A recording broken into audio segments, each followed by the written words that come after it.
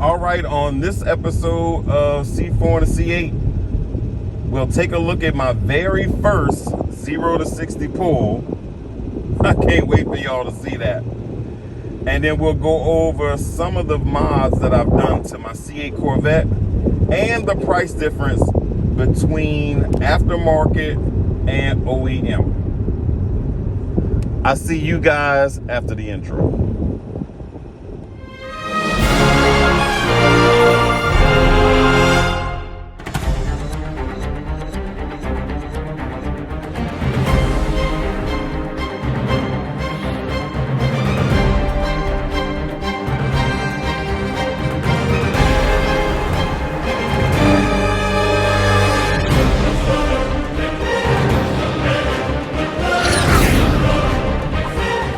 Alright, ladies and gentlemen, welcome back to the vlog. Welcome back to the channel. I greatly appreciate you tuning in today. I know you have a lot of options when it comes to watching YouTube, and I am glad you chose me, so thank you. First of all, Happy New Year to you. Don't know how you celebrated it, but I'm sure you had a wonderful time. Now, ladies and gentlemen, I have it. My very first 0 to 60 pull. It ain't pretty, but nevertheless, it's my first. So let's take a look at it real quick, and then we'll talk about it.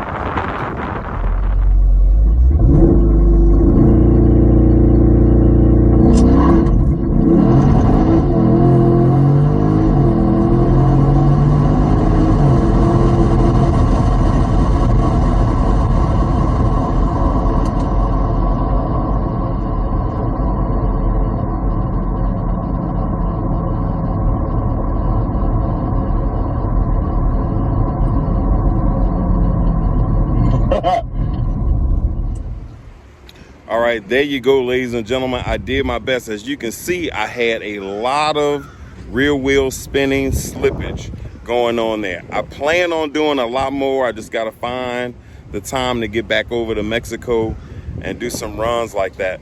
I had a phenomenal time, as you can see at the end of the video right there, and I look forward to doing more and getting better times. But now, in addition to that, I wanted to go over some of the mods that my C8 Corvette has.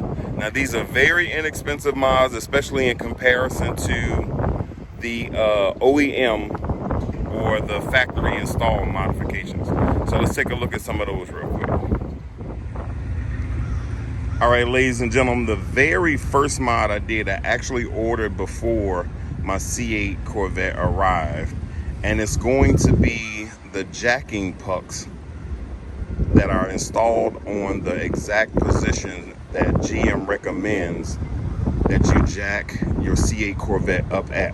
I'll put a description down and below on where I purchased them, and they are not a sponsor, but I at least wanted to show you their easy install. And of course, I have not recorded where with me installing them, but they're actually a very easy install.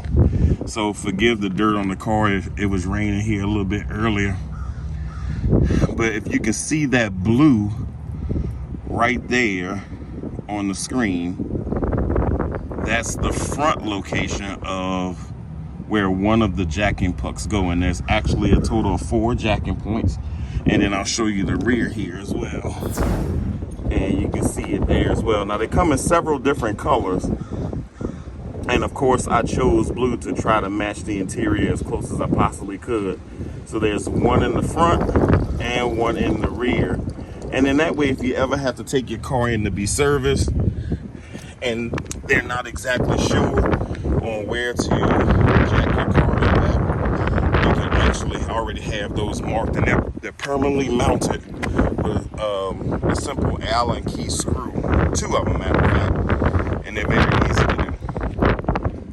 That was a very inexpensive mod, and it gives you a little sense of security in the future. Now, this is actually one of my favorite mods, and that's this entire engine bay. Now, GM is charging $500 to give you a painted engine cover. And you have a select amount of colors that you can choose from.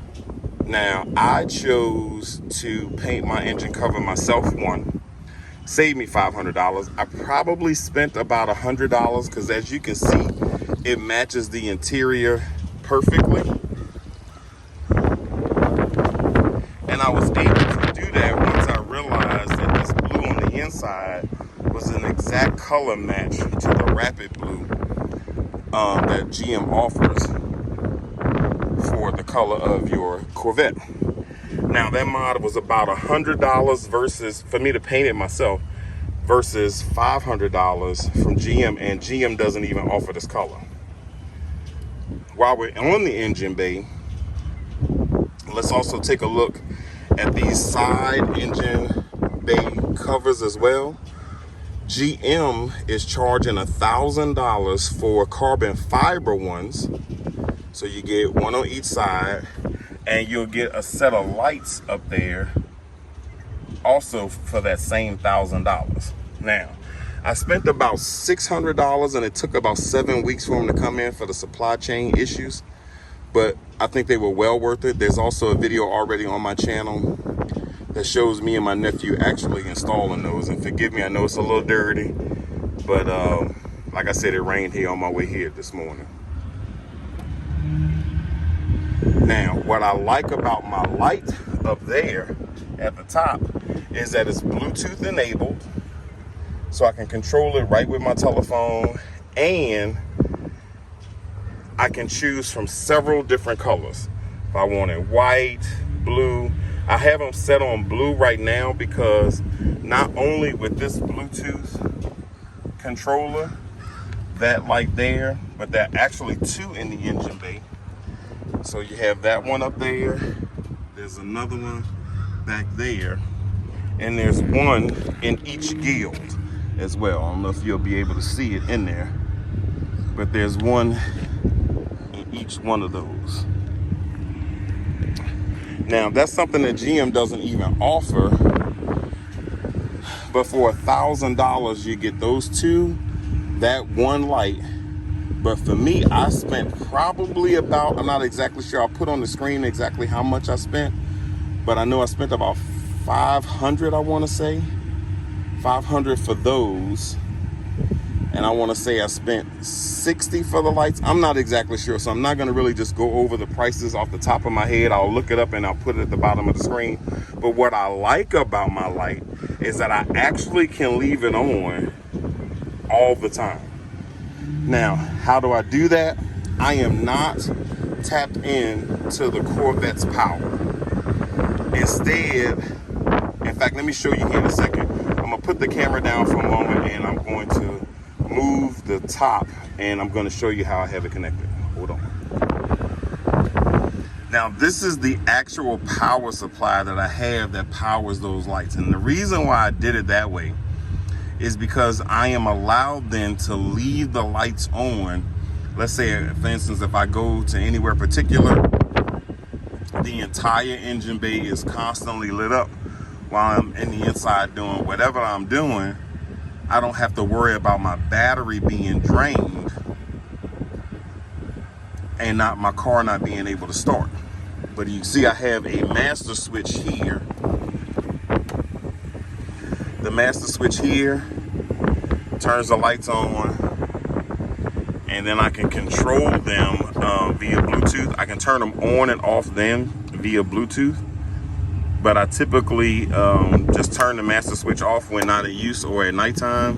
And then when this runs down, and I usually can get a good month out of it, when this runs down, I just take it inside and charge it back up. But I'll put a link to all of these in the description below. And of course the total cost. So that's my engine appearance package, because I have Bluetooth enabled LEDs that I can control with my phone. I have color matching side engine bay covers, which I really like, because it kind of gives some uniformity. Because that was one of the other things that I did not like about GM's version, is that it didn't match.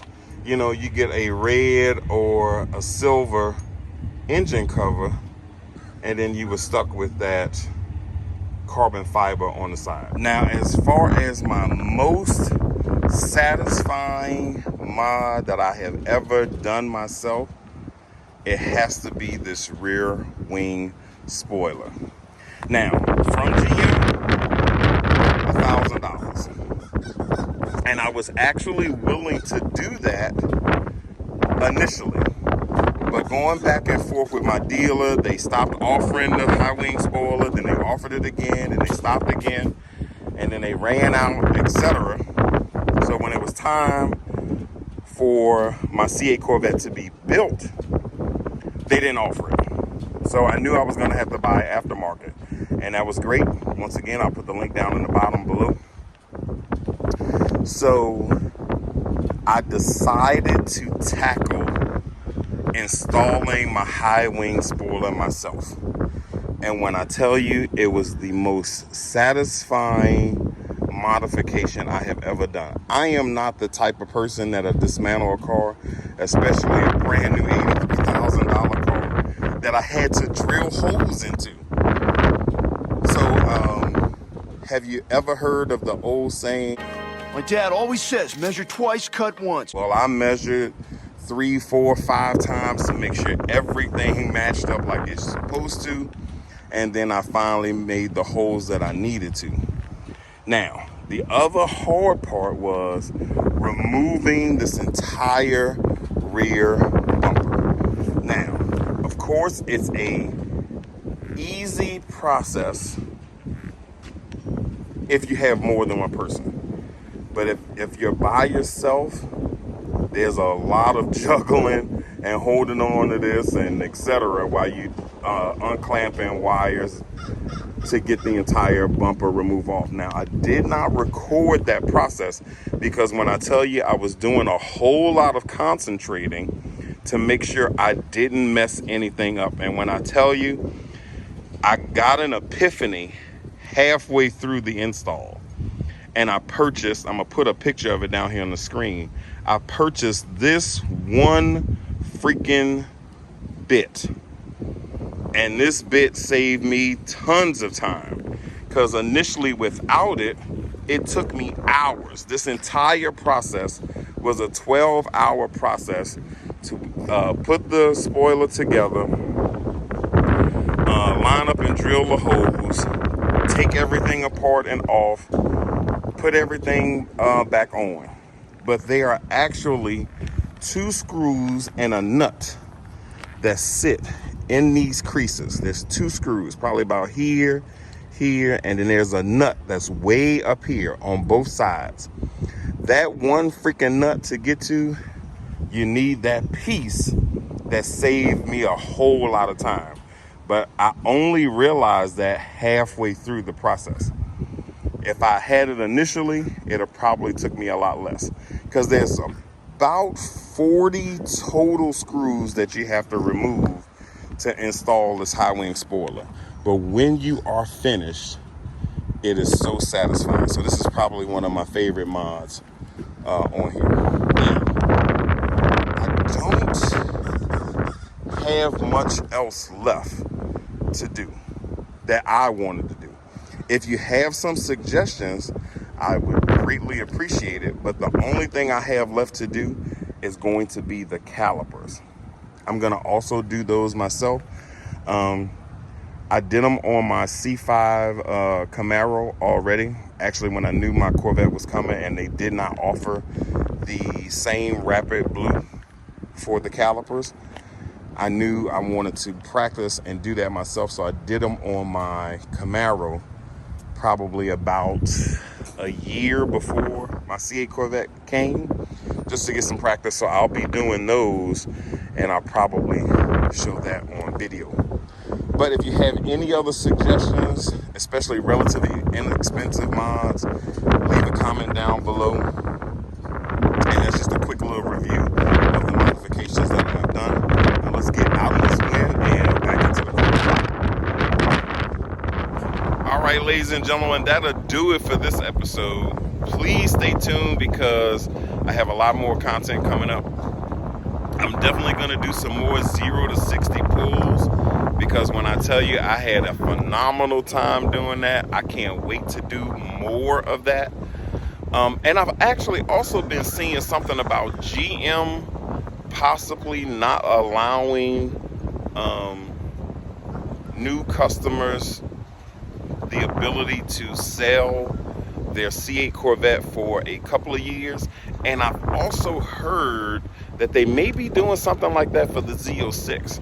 That they're gonna put a no sale clause or policy.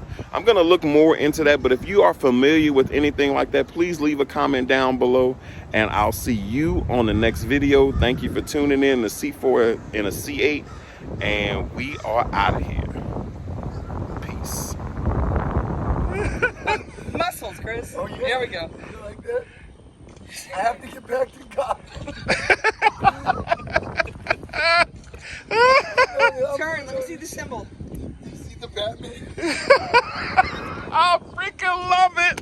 I love it. I love it. So you drive, I really go, oh my God, that's the Batmobile. I love it. I gotta get back to Gotham. Alfred is calling me. My butler at my mansion in Gotham City. I have to fight crime in my